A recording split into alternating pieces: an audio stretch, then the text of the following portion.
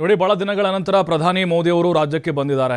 ಈ ಹಿಂದೆ ಮಂಡ್ಯ ಜಿಲ್ಲೆಗೆ ಆಗಮಿಸಿದ್ರು. ಆಗಲೂ ಕೂಡ ದೊಡ್ಡ ಸಂಖ್ಯೆಯಲ್ಲೂ ಕೂಡ ಜನರು ಜಮಾವಣೆಗೊಂಡಿದ್ರು. ಅಂದರೆ ಧಾರ್ಮಿಕ ಕಾರ್ಯಕ್ರಮ, ಅಂದರೆ ಉದ್ಘಾಟನೆ ಕಾರ್ಯಕ್ರಮ ಕೂಡ ಅಲ್ಲಿ ಬಂದಿದ್ದರು ಅವರು. ಅದರ ಹಿಂದೆ ಬೆಂಗಳೂರಿಗೆ ಬಂದಿದ್ದರು ಮೆಟ್ರೋ ಉದ್ಘಾಟನೆ ಸಂದರ್ಭದಲ್ಲಿ, ಮತ್ತು ಕೆಲವು ಕಾಮಗಾರಿಗಳ ಒಂದು ಉದ್ಘಾಟನೆಗೆ ಬಂದಿದ್ದರು. ಅದಾದಮೇಲೆ ಈಗ ಮೈಸೂರಿಗೆ ಆಶ್ರಮಕ್ಕೆ ಬರ್ತಾ ಇದ್ದಾರೆ. ಅಲ್ಲಿ ಕರ್ನಾಟಕ ಸರ್ಕಾರದಿಂದಲೂ ಕೂಡ ಬಹಳ ಅವ್ರಿಗೆ ಅನುಕೂಲ ಆಗಿದೆ, ಆಶ್ರಮದವ್ರಿಗೆ. ಯಾಕಂದರೆ ಆ ಜಾಗ ಸಿಕ್ಕಾಪಟ್ಟೆ ಒಂದು ವಿವಾದಕ್ಕೆ ಈಡಾಗಿತ್ತು. ಅದನ್ನು ಕೂಡ ಈಗ ಕಂಪ್ಲೀಟಾಗಿ ಆಶ್ರಮಕ್ಕೆ ಹಸ್ತಾಂತರ ಮಾಡುವಲ್ಲಿ ಕರ್ನಾಟಕ ಸರ್ಕಾರ ಕೂಡ ಸಕ್ಸಸ್ ಆಗಿದೆ. ಇನ್ನು ಅರುಣ್ ಯೋಗಿರಾಜ್ ಅವರ ಕೈಯಲ್ಲಿ ಅರಳಿದಂತಹ 8.5 kg ತೂಕದ ವಿವೇಕಾನಂದರ ಮೂರ್ತಿ ಕೂಡ ಈಗ ರೆಡಿ ಆಗಿದೆ. ಅದನ್ನು ಕೂಡ ಇವತ್ತಿನ ಕಾರ್ಯಕ್ರಮದಲ್ಲಿ ಅವ್ರಿಗೆ ಉಡುಗೊರೆಯಾಗಿ ಕೊಡಲಾಗುತ್ತೆ.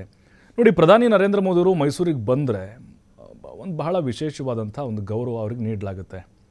ಅವ್ರ ಹಿಂದೆ ಚುನಾವಣೆಯಲ್ಲಿ ಪ್ರಚಾರಕ್ಕೆ ಬಂದರೂ ಕೂಡ ಅವ್ರಿಗೆ ಮೈಸೂರು ಪೇಟ ತೊಡಿಸೋದಾಗಿರ್ಬೋದು, ಅಥವಾ ಮೈಸೂರು ಅರಮನೆ ಗಿಫ್ಟನ್ನಾಗಿರ್ಬೋದು, ಶಾಲ್ ತಡಿಸೋದಾಗಿರ್ಬೋದು, ಇವೆಲ್ಲ ಸಹಜವಾಗಿ ಕಾರ್ಯಕ್ರಮದಲ್ಲಿ ನಾವು ನೋಡ್ತಾ ಇರ್ತೀವಿ ಮೈಸೂರಿಗೆ ಬಂದಾಗ.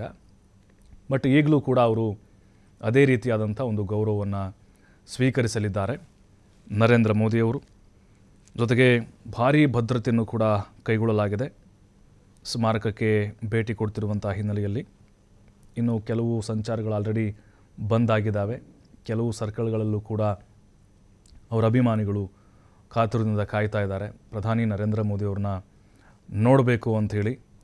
ಕೆಲವೊಂದಿಷ್ಟು ಜಂಕ್ಷನ್ಗಳಲ್ಲೂ ಕೂಡ ಈಗಾಗಲೇ ಸಿಕ್ಕಾಪಟ್ಟೆ ಕ್ರೌಡ್ ಕೂಡ ನೆರೆದಿದೆ. ಇನ್ನು ನೋಡಿ, ಇವತ್ತು ಆಂಪಿ ಥಿಯೇಟರ್ನಲ್ಲಿ ವಿವೇಕ ಸ್ಮಾರಕ ಕೃತಜ್ಞತಾ ಸಮರ್ಪಣಾ ಕಾರ್ಯಕ್ರಮ ಇರುತ್ತೆ. ಶಿವಮಂದಿರದಲ್ಲಿ ಪೂಜೆ ಇರುತ್ತೆ. ಅದಾದಮೇಲೆ ನಿರ್ಮಲಾನಂದ ಸ್ವಾಮೀಜಿ ಕೂಡ ಸಂಜೆ ಹೊತ್ತು ಕಾರ್ಯಕ್ರಮದಲ್ಲಿ ಭಾಗಿಯಾಗ್ತಾರೆ. ವಿವೇಕ ಸ್ಮಾರಕ ಆರಂಭ ಮತ್ತು ಬೆಳವಣಿಗೆ ಸಾಕ್ಷ್ಯಚಿತ್ರ ಪ್ರದರ್ಶನ ಕೂಡ ಇರುತ್ತೆ. ಪ್ರವಚನ ಕೂಡ ಇವತ್ತು, ಅಂದರೆ ಮೋದಿಯವರು ಹೋದ ನಂತರದಲ್ಲೂ ಕೂಡ ಕೆಲವೊಂದಿಷ್ಟು ಕಾರ್ಯಕ್ರಮಗಳನ್ನು ಅಲ್ಲಿ ಆಯೋಜನೆ ಮಾಡಲಾಗಿದೆ. ಇವತ್ತಿನ ಕಾರ್ಯಕ್ರಮದಲ್ಲಿ ದತ್ತ ವಿಜಯಾನಂದ ತೀರ್ಥ ಸ್ವಾಮೀಜಿ ಕೂಡ ಭಾಗಿಯಾಗ್ತಾರೆ. ರಾಮಕೃಷ್ಣ ಮಿಷನ್ನ ಕಾರ್ಯದರ್ಶಿ ಸ್ವಾಮಿ ಸರ್ವಲೋಕಾನಂದ ಅವರು ಕೂಡ ಪಾಲ್ಗೊಳ್ತಾರೆ. ಪ್ರಧಾನಿ ನರೇಂದ್ರ ಮೋದಿಯವರು ಈಗ ವಿವೇಕಾನಂದರ ಕುರಿತು ಕೆಲವೊಂದಿಷ್ಟು ವಿಚಾರಧಾರೆಗಳನ್ನು ಇವತ್ತಿನ ಕಾರ್ಯಕ್ರಮದಲ್ಲಿ ಹಂಚಿಕೊಳ್ತಾರೆ. ವಿಶೇಷವಾಗಿ ಪ್ರಧಾನಿ ನರೇಂದ್ರ ಮೋದಿಯವರಿಗೆ ಸ್ವಾಗತವನ್ನು ಕೋರಲಾಯಿತು.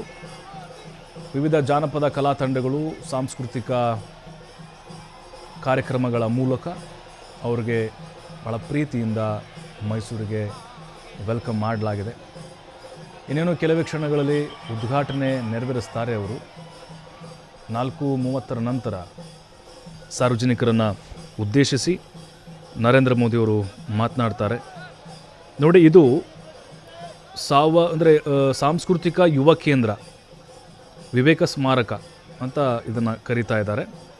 ಅಂದರೆ ಯುವಕರು ನಮ್ಮ ದೇಶದ ಶಕ್ತಿ, ಯುವಕರಿಗೆ ಹೆಚ್ಚಿನ ಆದ್ಯತೆಗಳನ್ನು ಕೊಡಬೇಕು, ಯುವಕರು ಇನ್ನೂ ಕೂಡ ಹೆಚ್ಚಿನ ಸಂಖ್ಯೆಯಲ್ಲಿ ಬರಬೇಕು ಅನ್ನುವಂಥ ನಿಟ್ಟಿನಲ್ಲಿ ಪ್ರಧಾನಿ ನರೇಂದ್ರ ಮೋದಿಯವರು ಇವತ್ತಿನ ಒಂದು ಭಾಷಣದಲ್ಲಿ ಕರೆ ಕೊಡುವಂತಹ ಸಾಧ್ಯತೆಗಳಿದ್ದಾವೆ. ಮತ್ತು ವಿವೇಕಾನಂದರು ಅಥವಾ ಅವರ ಗುರುಗಳು ರಾಮಕೃಷ್ಣ ಪರಮಹಂಸರು ಅವರು ಕೊಟ್ಟಂತಹ ಕೊಡುಗೆಗಳೇನು, ಮತ್ತು ಮೈಸೂರಿಗೆ ಬಂದಂಥ ಸಂದರ್ಭದಲ್ಲಿ ಅವರು ಕಳೆದಂಥ ದಿನಗಳು ಹೇಗಿತ್ತು, ಇದೆಲ್ಲವನ್ನು ಕೂಡ ಮೋದಿಯವರು ಇವತ್ತು ನೆನೆಯಲಿದ್ದಾರೆ.